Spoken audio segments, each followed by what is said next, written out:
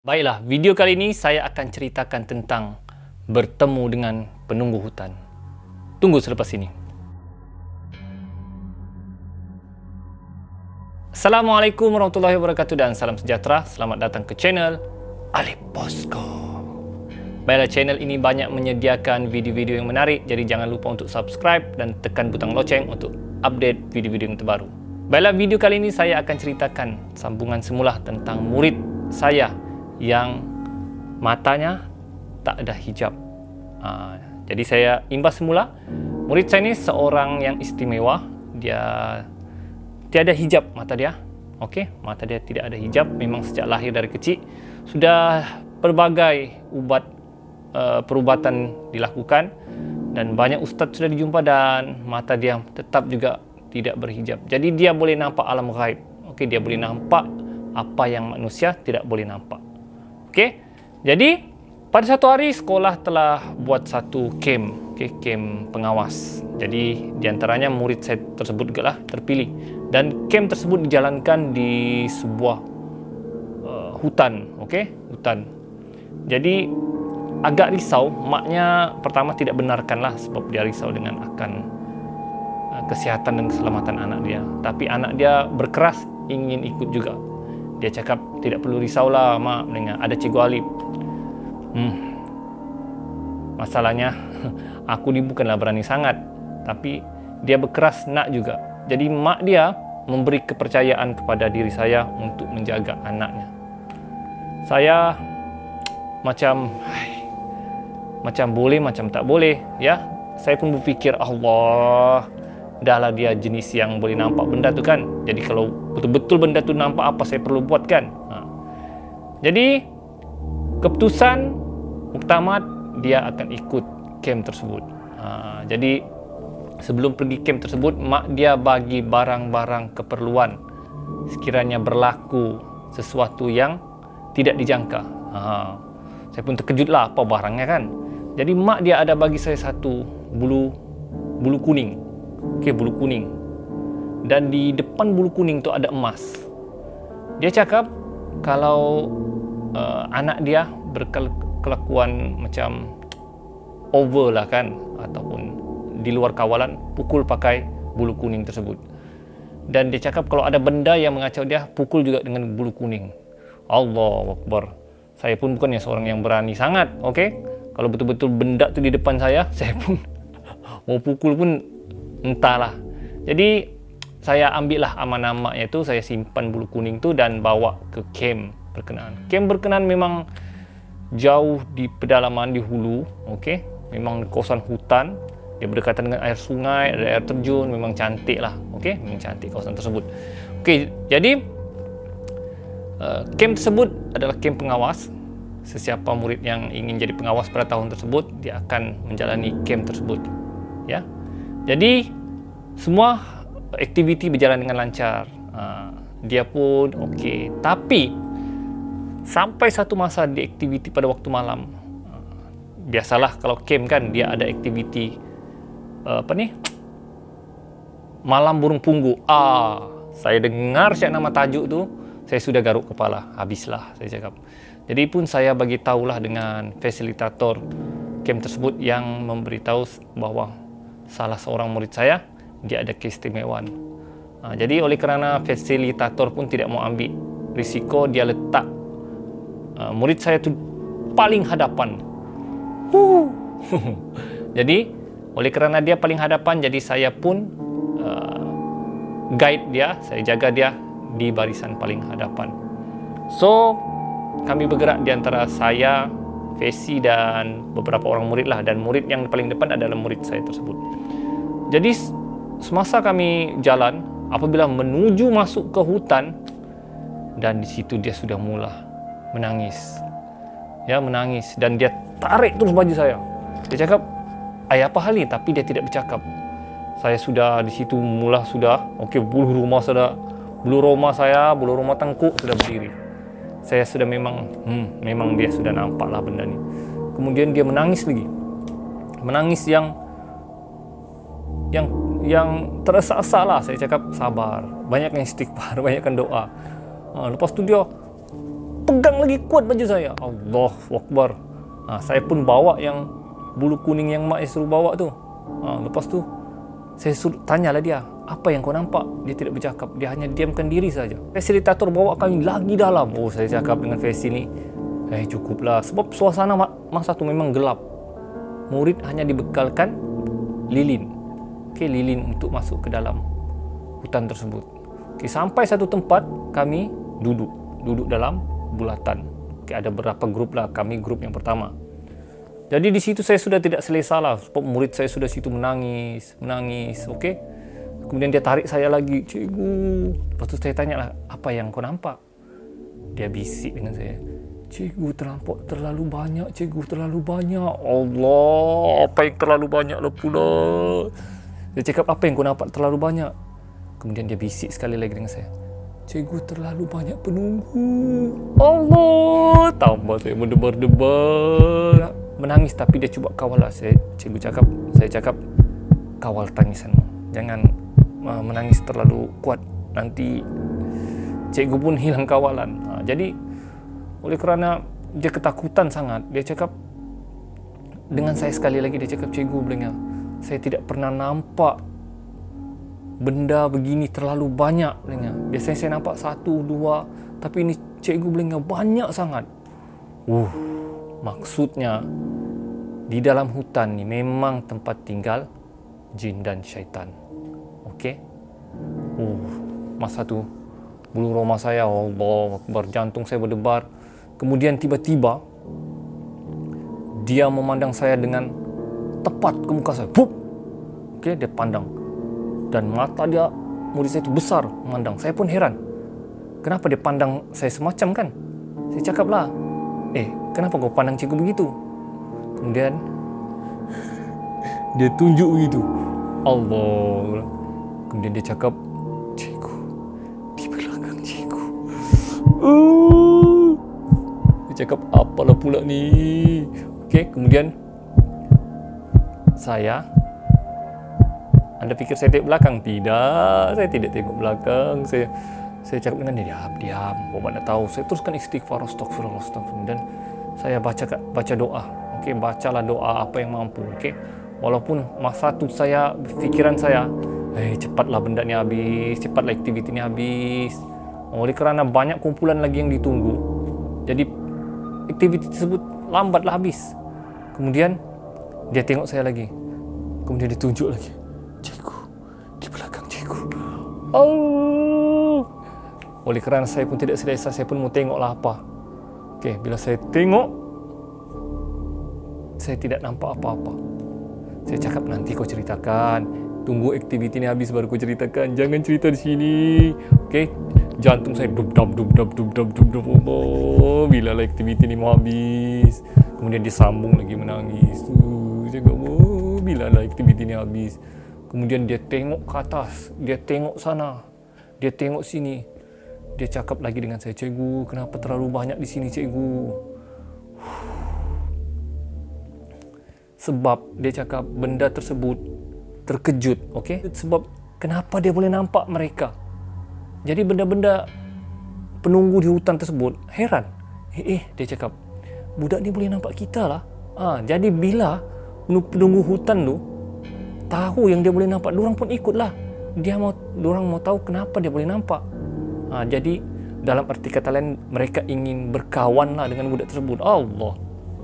Tapi mereka tidak berani dekat lah. Sebab mungkin di antara peserta dan Fesi membaca doa zikir, jadi mereka hanya memerhati. Tapi dia cakap yang memerhati terlalu banyak. Jadi akhirnya aktiviti ditamatkan kerana murid saya menangis tidak tanpa henti. Dan saya pun, ya Allah. Lepas tu Fesi cakap kita bergerak semula ke camp. Saya pun lega. Oleh kerana kami barisan paling hadapan, bermakna bila pulang, barisan yang paling belakang dahulu. Maksudnya kamilah kumpulan yang terakhir bergerak. Lambatlah habis benda ni. Jadi bergeraklah semua ramai-ramai. Bergerak. Dan sepanjang perjalanan itu dia masih menangis dan menarik baju saya. Aduh, saya cakap nantilah kau cerita, tunggulah sampai di camp. Okey. Kemudian dia pandang lagi saya, kemudian dia pandang ke depan, dia pandang lagi saya. Saya cakap, apa dia pandang dengan aku ni? Apa dia tengok dengan aku ni? Saya cakap dengan dia, jangan pandang cikgu, kau pandang depan saya. Sebab saya rasa pun saya tidak selesa dengan apa yang dia pandang dengan saya. Okey, jadi akhirnya sampailah di camp. Alhamdulillah. Lega dengan aktiviti berkenaan, ya. Saya rasa itu ujian yang sungguh kuatlah dengan saya. Okey, saya tidak selesa dengan aktiviti tersebut sebab perlu jaga murid yang tiada hijab, dan dia boleh nampak benda-benda tersebut. Jadi sampai di camp tu, dia suruh reda dahulu. Okey, saya suruh dia ambil ketenangan diri, minum air, okey. Dan selepas dia tenang, dia turun kembali jumpa saya sebelum tidur, dia ceritakan semula. Okey. Dia ceritakan. Belengnya cikgu, belengnya. Biasanya belengnya saya nampak benda ni belengnya satu sana. Dia hanya berjumpa belengnya satu-satulah. Tapi belengnya bila saya pergi ke hutan ni belengnya, benda tersebut terlalu banyak dia cakap. Dia cakap ada yang bergantung di pokok, ada yang bergantung di ranting, ada yang bergantung di batang pokok. Banyak belengnya, terlalu banyak. Jadi belengnya, dan benda tersebut belengnya semua tengok dia. Kerana benda tersebut hairan kenapa dia boleh nampak. Okey, dan dia cakap dalam hutan tersebut dia ada satu ketua, dia cakap. Ketuanya yang menjaga hutan tersebut. Baru saya tahu rupanya makhluk ni pun dia ada satu orang leader, okey, ketua. Dan ketuanya itulah yang dia cakap pertama masa kita masuk tu, ketuanya itulah yang paling hadapan menjaga pintu masuk hutan tersebut. Wow, ini satu ilmu yang barulah bagi saya. Saya pun mendengar ceritanya. Okey, yang mendengar cerita pada ketika itu bukan saya saja, ada beberapa cikgu dan Fesi yang ingin tahu cerita sebenar juga lah. Okey, kemudian dia cerita lagi. Cikgu belengnya, saya ada tunjukkan cikgu belengnya. Saya tunjuk cikgu begini di belakang. Saya cakap, ya. Saya cakap, lah apa yang kau nampak? Dia cakap, ada satu makhluk belengnya. Belengnya makhluk tu belengnya rambut panjang. Okey, kain putih. Saya cakap, Pontianak kah? Dia cakap, mungkin, dia cakap, tapi dia betul-betul di belakang. Di belakang cikgu belengnya, betul-betul belengnya ni muka cikgu. Dia di sini. Allah belengnya. Belengnya betul-betul makhluk tu ingin dekat dengan saya. Allah. Memang sungguh ngerilah masa tu. Sebaik saya tidak nampak, kalau saya tak nampak, Allah, memang mungkin saya pun pengsan kali. Jadi diceritakannya lagi. Saya cakap beginilah. Esok pagi kalau ada aktiviti rehat, cikgu bawa kau pergi ke hutan tu semula. Cikgu mau gambar. Okey, saya ambil inisiatif untuk gambar secara live lah. Dan saya bagi tahu dia, cikgu mau gambar dia betul-betul di depan cikgu. Okey, betul-betul di depan lah baru saya gambar. Dia cakap tunggu dia pertama tidak berani lah. Dengan boleh lah cikgu, tapi saya dari jauh lah dengan. Saya hanya arahkan cikgu. Saya cakap, bila lagi kan mau dapat peluang begini kan? Adakah betul kamera tersebut boleh nampak benda makhluk begini? Saya cakap, saya dulu, inilah peluang saya. Okey, inilah peluang untuk gambar makhluk yang menjaga hutan tersebut. Dan satu benda yang mustahil lah kan, kalau kita dapat gambar itu suatu eksklusif lah ya. Jadi esok paginya ada aktiviti rehat. Jadi saya pun bawa lah murid saya itu, jom kita pergi. Jadi sampai ke tempat pintu gerbang masuk hutan tu, dia tidak ikut saya, dia hanya dari jauh. Okey, dia cakap, cikgu ada sudah belengnya, maksudnya ketua hutan tu lah penunggu tu. Tapi oleh kerana siang saya berani lah. Jadi saya on kamera saya. Dia cakap, cikgu jalan ke depan lagi. Saya ikut arahan dia lah. Saya pun jalan dengan bawa kamera. Hanya memberanikan diri. Dia cakap, okey cikgu, pusing kanan, saya pun pusing kanan. Cikgu, dua langkah ke depan, saya pun 2 langkah lagi ke depan. Dia cakap, ke depan lagi cikgu, ke depan lagi saya. Dia cakap, okey cikgu, gambar, cepat cikgu, gambar. Tapi dia dari jauh lah, dia tarik, gambar cikgu, gambar. Saya pun, apa yang gambar? Saya tidak nampak apa-apa di depan, saya hanya cek, ambil beberapa keping gambar. Lepas tu dia cakap, cikgu, dia cakap, benda tu betul-betul di depan cikgu.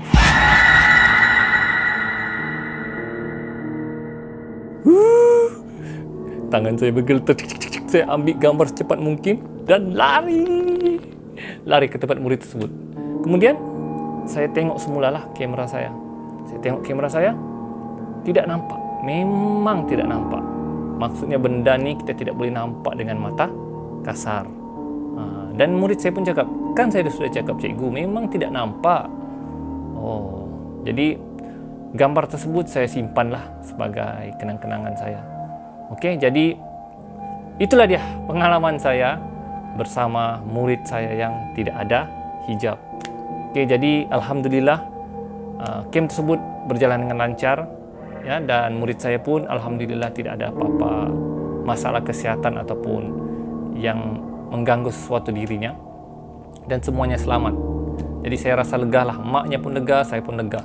Okey, jadi itu satu kenangan yang agak ngeri bagi saya dan agak manis juga bagi saya, sebab dapat berpeluang bersama-sama murid yang tidak nampak hijab dan dapat mengetahui serba sedikit tentang alam gaib. Siapa penunggu, apa tugas penunggu, berapa orang penunggu dalam hutan. Jadi itu satu ilmu yang barulah, ya. Jadi saya rasa kita boleh ambil iktibar di sini. Apabila kita berada dalam hutan, kita janganlah buat sesuatu jahat lah, okey? Sebab di hutan itu pun ada benda lain yang tinggal. Okey, jadi kita tidak boleh kencing sembarangan, mulut kita jangan celupar, mungkin itu boleh mengganggu makhluk-makhluk gaib yang ada berada dalam hutan. Itulah yang saya dapat ambil iktibar daripada cerita murid saya tersebut. Jadi kita perlu hormati apabila kita datang ke tempat orang lain. Seperti kita jugalah bila kita bertandang di rumah orang, kita pun mesti menghormati. Kita tidak mau tetamu kurang ajar. Jadi begitu juga lah apabila kita masuk dalam hutan. So, itulah pengajaran yang saya dapat daripada apa yang murid saya ceritakan. Jadi guys, itulah dia cerita kita pada hari ini.